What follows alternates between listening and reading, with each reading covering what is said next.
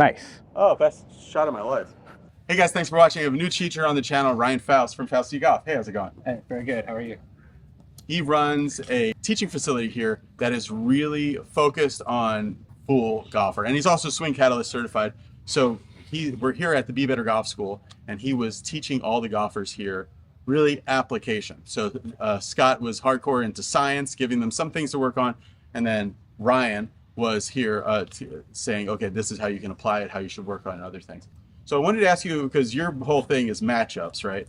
So I wanted to ask you, what's the matchup that means like, okay, you can hit it faster, but is that wrong to think that faster could mean more all over the map, or like how could you match it up? I think short term, we're definitely going to see that because we've got a release pattern that's meant for the current speed we're at today. But if we start moving faster, our release pattern is going to be out of sync. So we just need to give it a few to get that matchup and just understand that we're moving a little bit faster, right? So when we start looking to add speed, we have to be okay with that dispersion going a little bit to start, and then that's going to fine tune back to your normal dispersion as our average speed climbs up too. So our top speed is going to climb up, our average speed is going to climb up, and we mostly swing at our average speed. I mean, it's not too difficult, right? Okay. We just have to give it some time. And so we have to be okay with those balls going a little bit right or a little bit left, a little bit more than what we're used to seeing. But we just have to be confident that our eye-hand coordination is going to create that matchup back again. Okay. All right. So one thing that we were talking a lot about in this school, Ryan, was this video that I made through this app called XView, which is kind of like a 3D avatar creator. And we see a Tiger do this. We see, I think, almost every really good player where they get, if this is the center of mass, think of it like maybe like an inch below your belly button or an inch and a half. And it goes down and then it goes up. And you brought this really cool inertial training device, flywheel thing, to kind of show that. So we're going to show some clips of that in this video. But why, like, what is the benefit, both speed-wise and then also consistency-wise, of getting your center of mass down and then up? Because I've seen, like, with a lot of people, they are very uncomfortable. Like, they don't mind working their center of mass this way, but they don't really like to do that. So what's the benefit of? Yeah, I mean, there's 3 dimensions of ground reaction forces that we utilize in the golf swing, and the most common is that lateral that you were talking about. We move this way and we move that way. So we tend to be a little bit scared of going too up and too down. And when we talk about that center of mass and it going down and it going back up, what's key is that the upper half is not doing that. So it's not like we're going down and up. Oh, okay, gotcha. Right? And so a lot of golfers, we don't like to go up because we've been told don't go up in the backswing, which is a whole other thing, right? Then getting loaded, getting that coming down, and then popping back up, right? So that is one of the concerns that golfers have of like, I don't feel comfortable doing this. Yep. 2 is we are putting a lot of force on our lower body while we do that. Coming down into the ground, we're actually getting heavier. So we have to be ready to accept that force and then turn it back around. And that's where that flywheel was coming into play of us understanding how to get down and how to get up. So what Brennan was talking about is this unweighting, loading, and up. Okay, so there's a lot of different things that are happening with the body and the muscular system as we're doing that. Go back sideways. And this is the explosiveness in the landing and up, land and up that Brendan's talking about. Because if we can't handle that force down and up, then we're going to be here at impact, and that's not a very fun experience. Yeah, then the only thing you can do when you go down, we see that a lot, then you have to short arm it. Right. To get some kind and there's a ton of manipulation going on, or we catch it pretty heavy. So what are the benefits of getting your center of mass down and up? Yeah, so this is where that vertical force comes into play. Okay. So with Dr. Scott, and we're talking about the swing catalyst and getting that vertical peak early enough in the swing. So what it's going to do for us is by us getting the body to move forward and then up and around, we see that we're not doing a whole lot with our upper, right? The club's staying back. So this is creating more of a stretch with the torso as the pelvis is moving. What is creating? The down and up and around, right? We're doing that ideally while this club is still kind of up here, around the right shoulder, right? So as we come down and up and then we come through, all of a sudden we're in a much stronger delivery at this point without having to do a lot of manipulation with what we're doing with the arms and hands. So the last piece of force that we put into the script is our angular force, right? So that's also known as lag, but we're not actually just trying to pull down and create lag. We're letting the lower half help us create that lag coming through, and then that last angular force comes through, right? So the really good benefit of having all of this is we've cleared the hips, right? So now that club, when we talk about getting faster and straighter, which happens when we do this, that club face now is way more consistent and quiet through the hitting zone. Okay. Okay.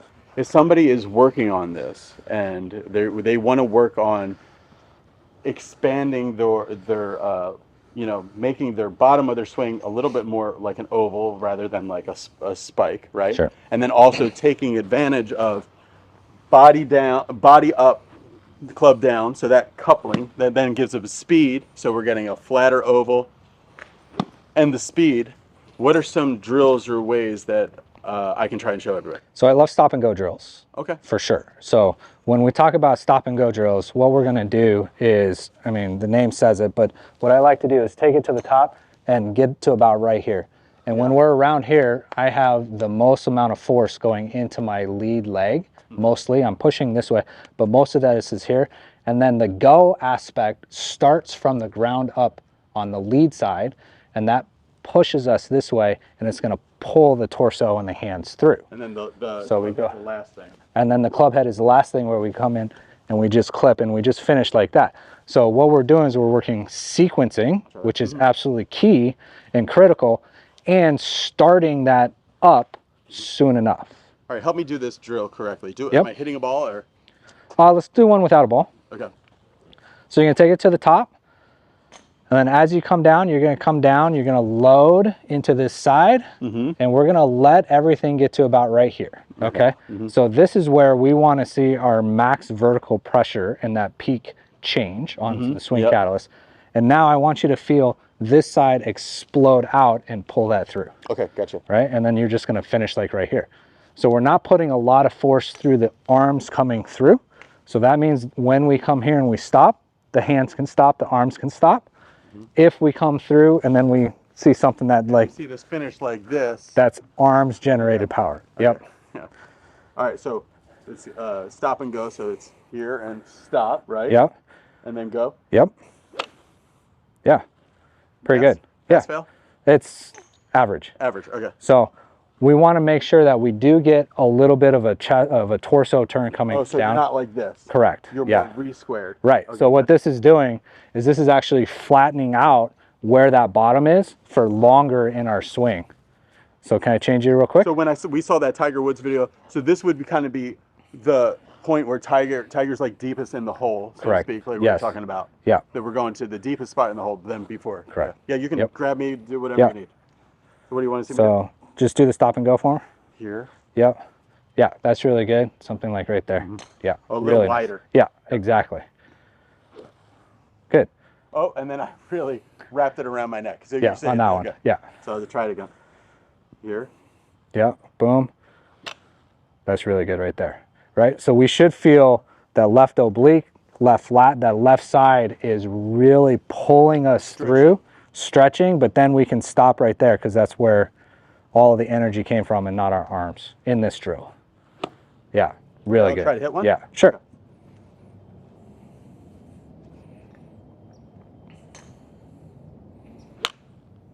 Nice. Oh, best shot of my life. Felt really good. That was really good. All right, so that drill I did good, but there was a missing piece to it that you want to make sure. We would tack on more of the rotary force that we need, the torque, Okay, so and that was getting. So that was major vertical, right? We are pushing in and we're pushing up and out, and we're pulling through. Now I want to use the ground to create more of that hip rotation as we go through. So this would be more of a lead foot displacement drill, where we kind of do the same thing where we're going to come through, we're going to land on the ball of the foot, but then we want to move that in that direction. So basically, as we come and load, the knee is stacked over the ankle and the shoelace line, pretty much. So this is the right way for our knee to operate. right? So then we want to make that, some people talk about like almost like a little rainbow. Exactly. Okay. So we're going to pull that and we're going to push out of the ground, back and around to have that come through. So am I going to do that last drill, but I'm going to add this rainbow with it? Yeah, yeah. Now that you understand more of that vertical, now let's add just a little bit more of the torque or the rainbow. Yeah, so if this was that carpet, ripping it that way Correct. to make our... Yep. Okay, so we go stop and go drill, stop, Yep. and then... Nice. Okay, I'll try that. So here and stop. Really good. Oh, it's great. And Sean watched Another me one, do good it one. too, so it's even better. Another really good one. Hey. Okay, that was awesome. Okay. Okay. I made that look easy by pure luck, okay? And also because I'm very good at doing drills from having to do some of them. You know, doing a golf swing, not as good at, but doing drills. But that's a hard drill, right? So Yeah, I mean, it's definitely something that's going to take a little time. So I recommend air swings, number one. If you have access to foam golf balls are Really a friend, Mm-hmm. right? So use some foam golf balls. That way we get the bottom of the swing a little bit before we graduate to real golf balls. Final thing, so because I don't want to turn into Charles Barkley and get a Sure. a little hiccup Yeah. in my swing. Yep. So how do I then incorporate this into a full motion? Yeah, so once you start feeling more comfortable and we're finding the bottom of the swing or we're just sweeping the grass more often, then start incorporating that feel into your regular golf swing. I'll try that. So for me, I'm used to being about this high, Yeah. and then swinging through and then having to give it a little of that in order to get to the ball. So instead, I'm going to get down in the hole like Tiger does, but then got to get up and out of it. We got to get up and out and then displace that foot a little. That was like a 5 out of 10, not that good. What'd you see there, Ryan? So we didn't quite get the torque, the displacement pushing back and around. Gotcha. Yeah.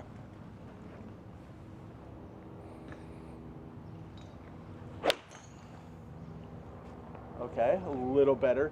But this is what happens to me with this drill, especially with getting up and out of the ground, is then I feel like it gets so up out of the ground, or maybe I haven't gotten low enough that it's a little thin. Yeah, so we're getting too vertical and not enough rotation. Oh, okay. Yeah, so that's where I'm that going second here and drill. I'm going really vertical. Correct. When I should go vertical and that way. Correct. That way I don't come Exactly. straight. Yep.